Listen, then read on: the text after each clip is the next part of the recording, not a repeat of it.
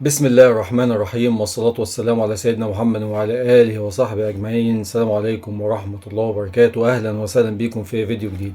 اهلا اهلا يا حيلته، اهلا. كنت فين يا غندور؟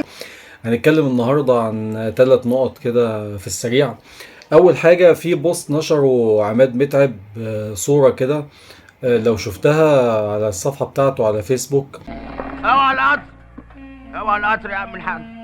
فيها بلس 90، فيها 53 بطولة، تمام. فيها 29 بطولة عماد متعب و24 بطولة أبو تريكة، جمعهم مع بعض اللي في الصورة دي هتلاقيهم كام؟ هتلاقيهم 53 بطولة. أهداف كتير جدا، بلس 90، رعب. كان عاملين رعب للقارة كلها. صورة مليانة تاريخ، مليانة متعة، مليانة كورة. أيام الأهلي مكان مرعب. ما علينا.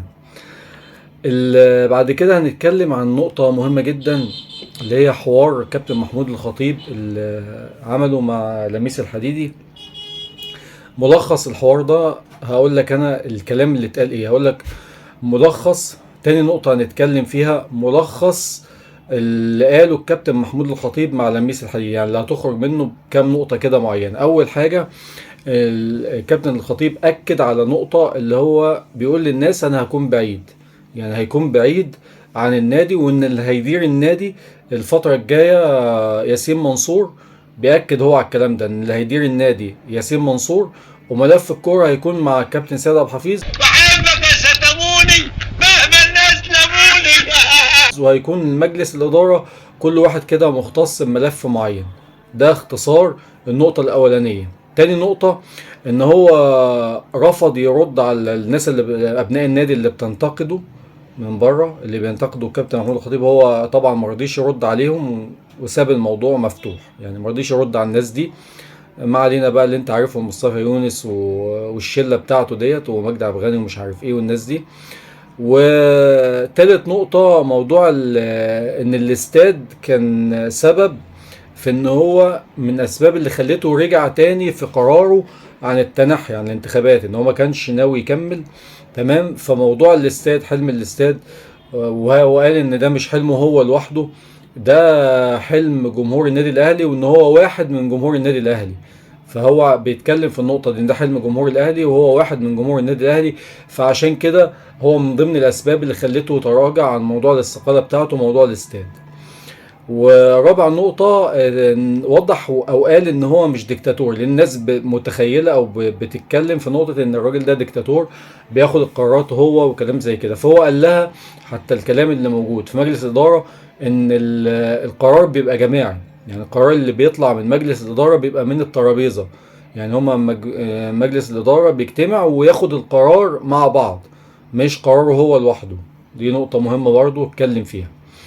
هنتكلم بعد كده عن اضراب عمال الاهلي. بص، هقول لك انا حاجه، هي القصه ايه، يعني قصه اضراب عمال الاهلي، عشان في ناس كتير قعدت تتكلم وتهري هجيب لك الزتونه. الزتونة قول. زتونه الموضوع يعني. زتونة الموضوع. ركز بقى سعادتك. أيوه. في الموضوع ده. كانوا واخدين وعد من اداره النادي ان هم المرتب اللي هينزل الفتره الجايه هيكون، او مدير النشاط تقريبا في النادي، ان اللي هي المرتب اللي هينزل الشهر اللي احنا فيه ده، كانوا متفقين ان هو هيكون مطابق للحد الادنى للاجور. تمام. ده ما حصلش، والمرتب بتاعهم نزل من الاخر على قديمه ومفيش زيادات، يعني مرتب ما بقاش مساوي للحد الادنى للاجور. تمام. ده كلام مين؟ ده كلام العمال. طيب، خرج سعد شلبي بيقول ان موضوع الحد الادنى للاجور مطبق، تمام، وايه وده ماشي على جميع الناس اللي شغاله في النادي العمال. طيب، انا هنا هقول لك رايي، تمام، الشخصي، وهقول لك انت شوف انت هتشتري ايه. انا رايي انا الشخصي، يعني انت مثلا ممكن يكون البلاوي السوداء اللي حاصله، اصابات مثلا، تعثرات في كام حاجه كده، نتائج الفريق مش احسن حاجه، في ضربات بتحصل، ممكن تكون بسبب حاجه زي كده. انت متخيل؟ يعني ممكن يكون السبب حاجه زي كده. طب يا جماعه، الناس دي غلابه، العمال اللي شغاله في النادي انا عن نفسي انا يا جدع انت الكلام الباسخ اللي بتقوله ده. انا اشتريت كلام العمال. انا كده على طول بفكر بالطريقه دي، ما بشتريش كلام مسؤول ايا كان المسؤول ده، وزير الرياضه بقى، وزير الشباب والرياضه، رئيس اتحاد الكوره، انت فاهم ازاي، رئيس نادي، مسؤول مثلا كلامه متضارب مع كلام العامل. انا بشتري كلام العمال بصراحه، يعني انا وجهه نظري ورأيي كده.